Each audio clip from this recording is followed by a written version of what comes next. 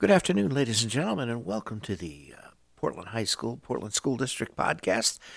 This is our episode number 13, Lucky 13, and we're here in the studio with our Superintendent of Schools, Dr. Charles Britton, and it's a gorgeous Friday afternoon, and welcome, Charles. How are you? Dave, how are you? It is beautiful out there.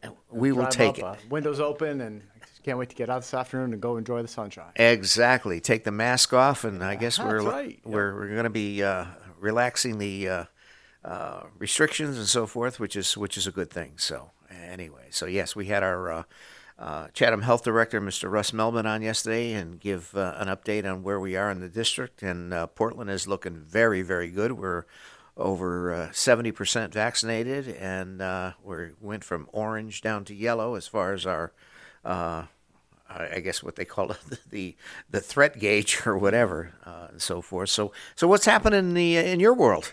Yeah, so I mean, we have turned the corner, right? So it was we're the day after. If anybody's not listening to this, the date we're recording it, of the big CDC announcement with, if you're fully vaccinated, your green light to return to normal. I was a little surprised by that, how fast that announcement came. It wasn't even any lead up. It was kind of like, boom, from, full go to full stop, right? I mean, and, the reality of that is, again, I'm not here to criticize anybody for managing a pandemic, but, we got to now kind of turn a cruise liner on a dime here, right? Yeah, So exactly. It would have been nice to have a little bit of, hey, we're about to turn, rather than just do it. And, because of that announcement so quickly, I've already received emails and phone calls from teachers and faculty staff and, of course, parents and students curious about where we are with respect to still requiring masks and social distancing and cohorting and everything else that people are very aware of now. And my response to that is we are still maintaining our posture. We are still going to be wearing masks and doing the same things we've done. Certainly because students 12 and under aren't yet vaccinated. Yep, and exactly. Even the CDC response is keep your mask on if you're not vaccinated. And our 12 to 15-year-olds are now eligible, but not done yet. Right. So I know I have a 7th grader at home. We have an appointment this weekend to get him his first shot, right? There we go. And we will do that. And I know it will take some time for him. He has to wait 2 weeks, then get the second one, and then 2 weeks after that, which will put us into the summer. Sure. And so even our middle school, high school age students aren't there yet, but are on the way. And then of course, for our 16 and older students, many have already. So there are questions about, well, if I'm a junior in high school, am I able to keep my mask off if I'm fully vaccinated now? The answer is you will be soon, but not yet. Right? Yeah. So we just need a little bit more time to finish that. And frankly, by that, I think we're going to look. We're out June 16th. It's the middle of May right now. We're just going to finish up this year and then school year. Make any changes for next year. Exactly, and I think that was evident in the governor's press conference yesterday, and he was exactly asked about that, and he says, for the school systems, let's finish out the year with the masks and do what we're doing and stay the course, and then, as you say, then make adjustments. Right, and that's I think that's again, let's not turn the cruise liner on a dime here. We're going to get there. And the big question now, of course, is, well, what about things like proms and graduation and other sort of those seminal moments in young people's lives. Those are still a month away. We still have 4 weeks to get there. I think we're going to be in really good shape to allow guests. Sure. And I know Ms. Lawson is working carefully with committees, and our students are going to be tested before the proms. I think we're going to enjoy pretty close to back to normal spring events with senior awards night and spring sports awards nights and all of those things. Won't be exactly the same as pre-pandemic, but we're getting there. Close, right? I guess what I'm here to say is just give us a little bit more time. We're almost there, but keep up the great work, and how fortunate we are that this is where we are. Yeah, I attended the graduation meeting last week with Miss Lawson and so forth, and so from in comparison to last year, we're going to be over back on the middle school side, and again, plans right now are basically keeping everybody socially distanced, but as you know and stated that the restrictions probably by the 19th are going to change again, so That's right. we can go from there. Yeah, we're close. We're close, everyone. I mean, that's the message. Sure, sure. So anyway, well, yeah, I think now when is the prom this year? June 6th, I think it's a Sunday. I have to go back. I have lots Okay. of end of year calendar events. Okay. That's one of them. I know it's first or about beginning of the second week of June. So it's a little bit later. And it's different this year. It's a junior senior combined prom. Right. Boy, before then, maybe we can have Miss Lawson join us for the next podcast. I think that would be an awesome idea. that would be great. Now, where's the prom going to be this year? Has that been determined? Wadsworth? At Wadsworth Mansion. I think I do remember seeing that. Right. Yeah. Okay. Maybe outdoors and Yeah. hopefully it'll be a nice evening. Well, yeah. Geez, the Wadsworth Mansion, that's getting a lot of traffic. I think it was just announced last week that the Antique Roadshow was going to be coming to the Wadsworth Mansion. Beautiful spot. Right? Yes, it is. Exactly. So, yeah, I think that goes. Now, as far as in relation to what sports are happening now, I think what's the status of that now? Everything's going. Okay. We've got track, tennis, golf, baseball. We're back. It's great. I went to the boys' baseball game against East Hampton at Yard Goat Stadium. Oh, okay. How awesome was that? That's a great place. That's a great venue. There isn't a bad seat in that house. No, and it was outside. The sun was setting. It was a perfect night. They lost, unfortunately, but otherwise, what a great way. I brought my son. We went up to the game. It was just nice. Just nice. Yeah. Nice. Well, now, especially with the pandemic, now I think the governor is now trying to incentivize the getting the vaccinations, and they're doing all these promotions, and one happened to be with the Yard Goat Stadium. You get vaccinated up there, and you get, I don't know, 2 free tickets or something. So there's a lot of promotions being happening, and as Russ said yesterday, they're kind of migrating from the mass vaccination clinics to the smaller venues. Whether it be a pharmacy or like I say, a venue like that. Well, hey, I mean, the incentive is you can take your mask off and get back to life as normal. Yeah. Get your shots, everyone. Yeah, exactly. I mean, that's period, full stop. And it's clear the vaccinations are working. Right. Of course they are. Right? I mean, but we've known that about vaccinations since Salk invented the vaccine for polio. Yeah. Right? I mean, the most pernicious diseases in the history of mankind have been eradicated by vaccines. Yeah. Anti-vaxxers out there, I'm sorry, you're wrong.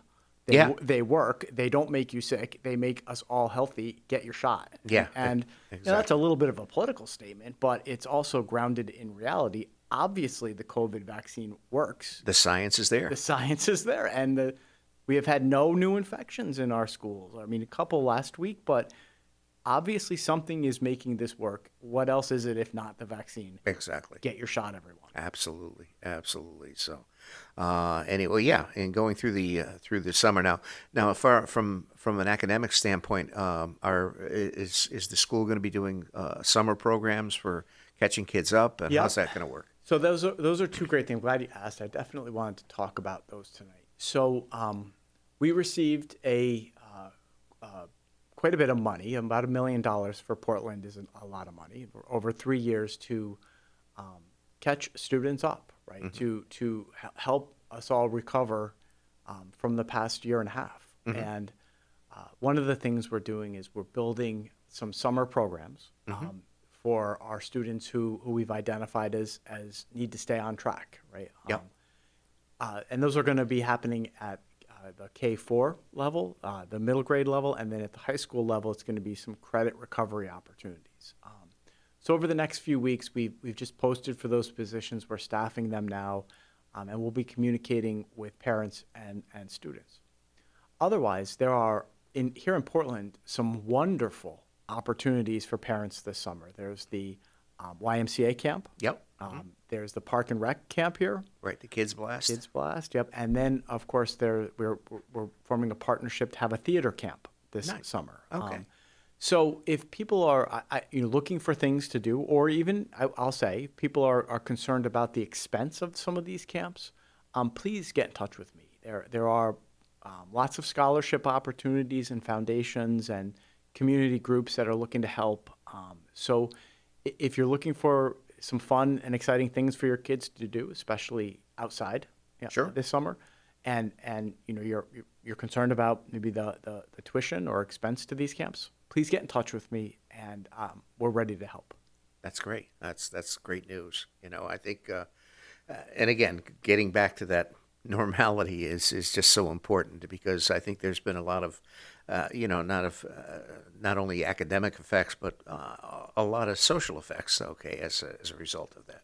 Yep. And it's that getting back to normal that I want to talk a little bit also about tonight, this afternoon, which is, we're still running the online school with the Portland Virtual Learning Academy, the PBLA. For now, it's pretty much any families that choose to be in that may be in it. And here in Portland, we have about 160 students in K through 12 who are in that school. We all know that in-person learning is preferable. It is Absolutely. It is essential. And next year we are going to close the PBLA. So the PBLA, the online school, will not be an option for our kids next year. The option for kids next year is, come on back to school. We've missed you, and it's time. Unless something happens between now and September. Right. Next September, parents and students be prepared to not have that option, and you'll be back in the classroom.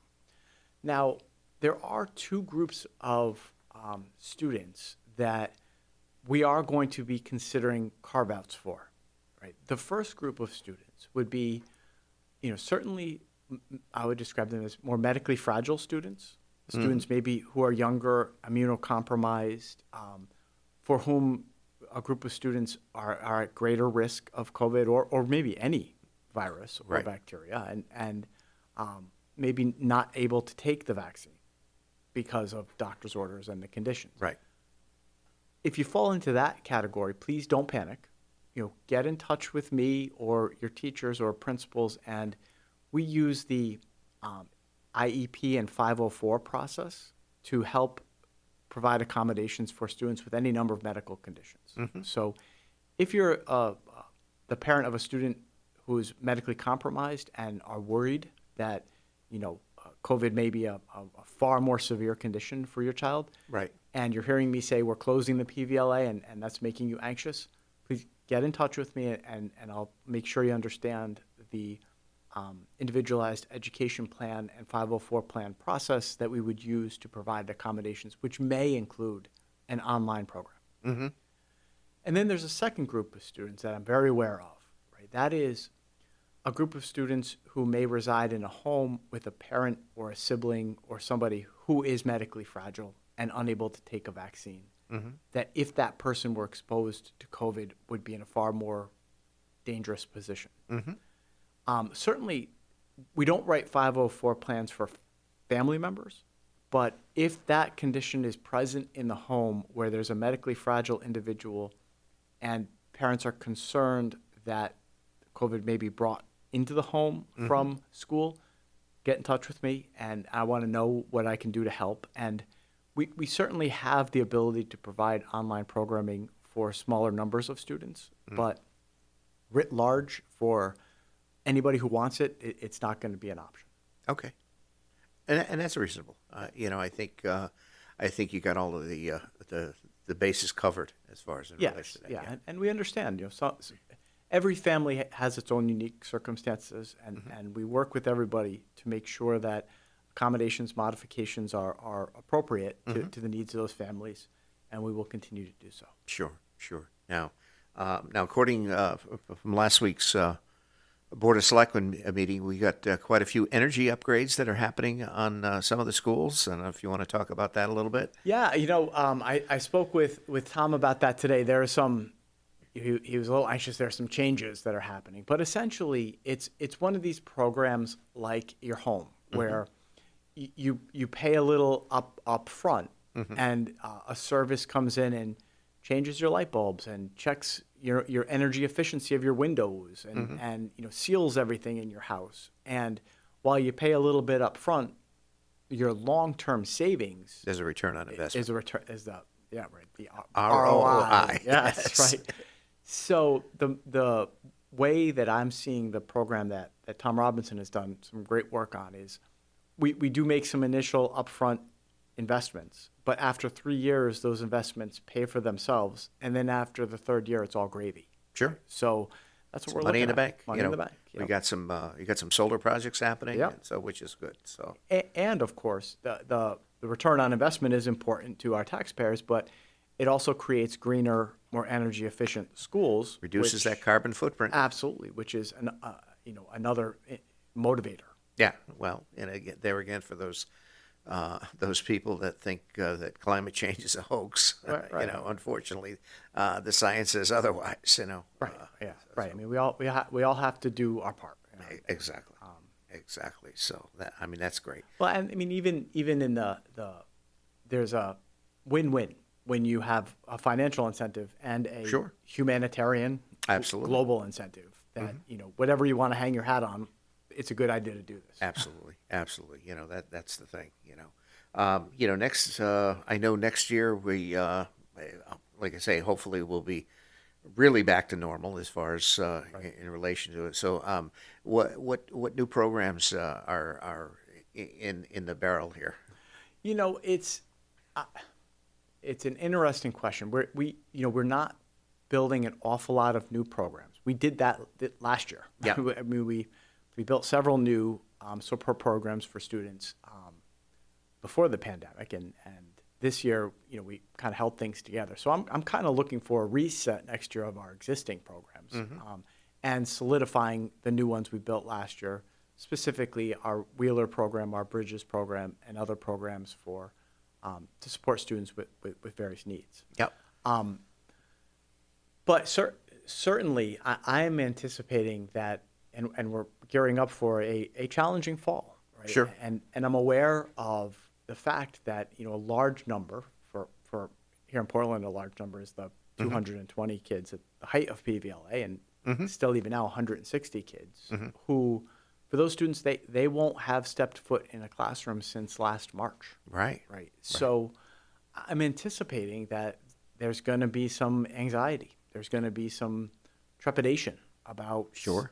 When every year, I mean, I've been doing this 25 years, and the first day of school, I still get nervous. Sure. Right? I'm get the old butterflies. Of course. And for our students that haven't been in that setting, haven't gotten on a school bus, haven't eaten lunch in a cafeteria with friends for almost 2 years. Yeah. It's going to be a challenge. So we understand that that's heading our way, and we're going to work very closely with parents, and we have very talented social workers and counselors and administrators here who are going to be prepared for what I think are some inevitable challenges. Sure. Come fall. Now, in relation to the lunch programs that we had, through the pandemic, what's going to be the status of those? Yep. So every student all year received free lunch.